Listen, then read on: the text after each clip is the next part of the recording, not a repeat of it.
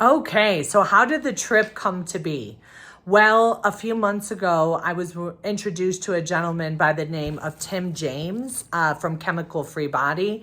He was set to interview with me on Nurses Out Loud, but instead, he recognized that I needed some help. So, just personally, putting it out there, I gained about 50 pounds throughout the last 3 years. Prior to that, right when I turned 40, I had changed my life and I had lost 50 pounds and just became like the woman that I felt that I was meant to be. I was moving better. I felt better. I had more energy. I had just become a nurse. This was almost 10 years ago. And then to feel myself going back there was really, really hard for me. I used to dance a few days a week. I hung out with my friends very frequently. I traveled all over, and this was all of a sudden I just realized, 10 pounds came on. Yeah, another 10 pounds. And then before I knew it, after I blew the whistle and I was just busy all the time on the phone, like on social media, on the internet, going to events, speaking, doing all those things, at the end of the day, I would go into my room. Benjamin would play on the Xbox. I'd go into my room and we would be separate from each other while I was feasting in bed with my boyfriend. That's what I called him, my boyfriend. So, also too, a little backstory is I am a single mom. Benjamin and I, it's just been Benjamin and I since he was 3, I believe. And, so anyway, so how the trip came to be, I met Tim and Tim's like, let me coach you. And I said, okay. And I reset my nervous system. I started taking in good nutrients. Again, as a whistleblower, it's like everybody wants me to promote all their products, but I'm so bad about taking anything that I don't promote them, on a regular basis to where I can say I'm a testimonial. But when I started with the Green 85 from Chemical Free Body and got in my sauna and got off of my phone in the morning, started off drinking water instead of coffee, just super small changes, guys.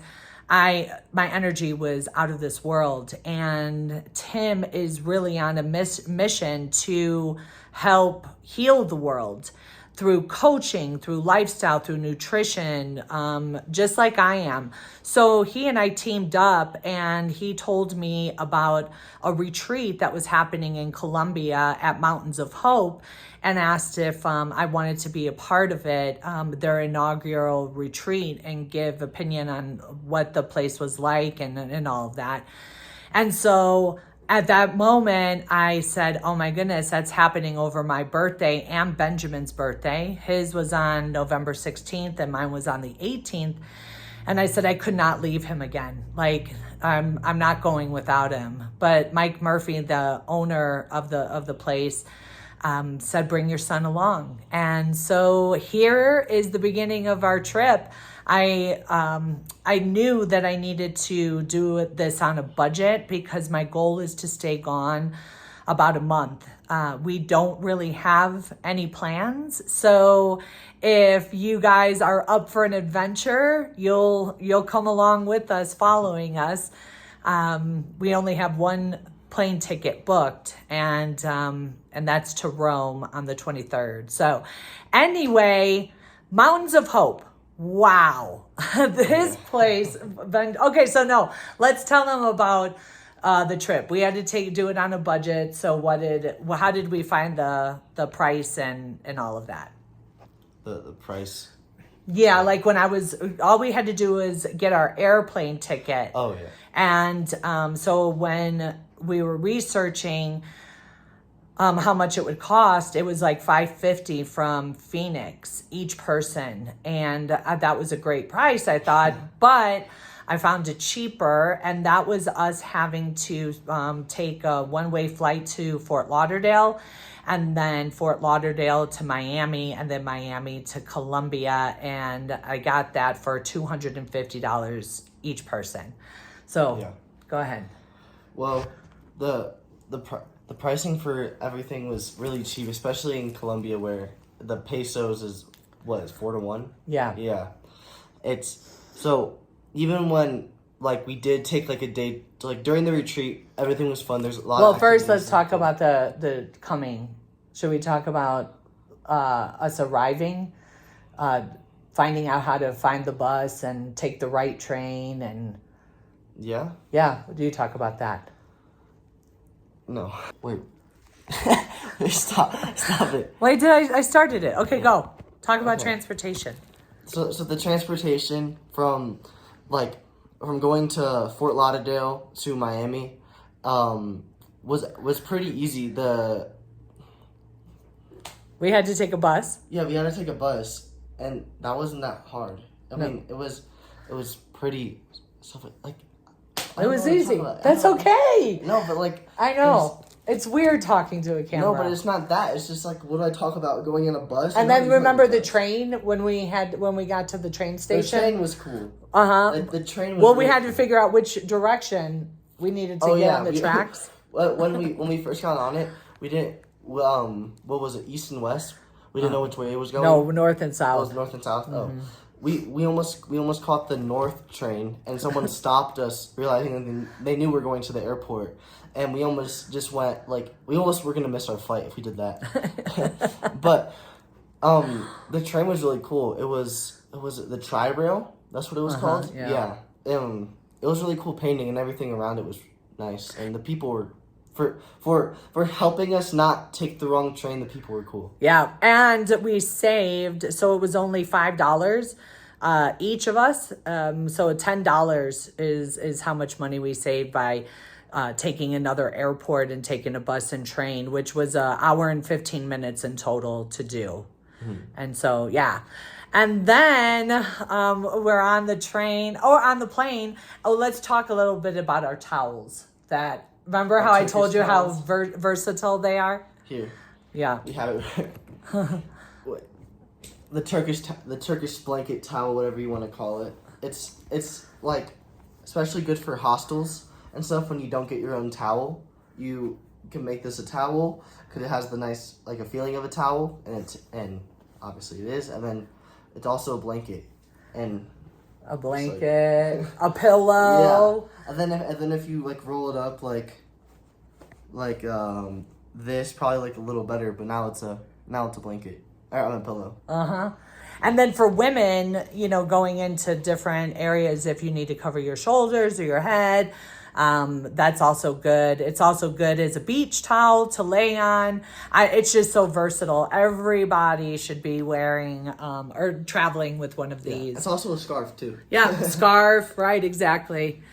Okay, I think that's it. Yeah. Oh, no, then we arrive. Oh, let's talk about customs.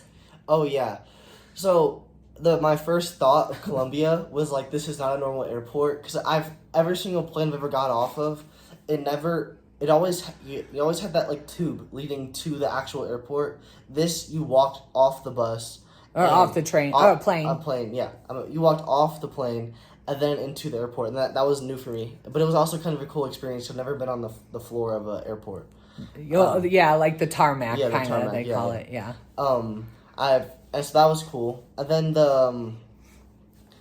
the customs was customs. I've never been, but like my mom was kind of saying this is normal, and I wasn't used to it. So describe what it looked and felt like. I felt really crowded. I don't like crowded spaces, and it just looked like a bunch of people waiting in line to go and give their ID to someone. I felt like it could be faster, and the funny part is they didn't even ask us that many questions. So like the fact that it took like the residents of Colombia to they asked that many questions to them was kind of crazy to me. Because I feel like if you're a resident of Colombia, then you shouldn't have to get asked like 3-4 questions of why you're going back to your country. Yeah, be able to travel like more freely. Yeah. They do the same in the States though too. See, I've never been, so I couldn't speak for that. Yeah, this is his first trip out of the country, and we are going for a month, at least a month. Yeah. We're going to see how far our budget allows us. We're staying in hostels. We're going to be eating local food, taking buses, not taking tours. We're going to look at the tours and then follow their itinerary on our own. That's like a budget hack to do. And so then we get off at customs, and now this amazing resort that I was invited to stay at, they said, don't worry about it.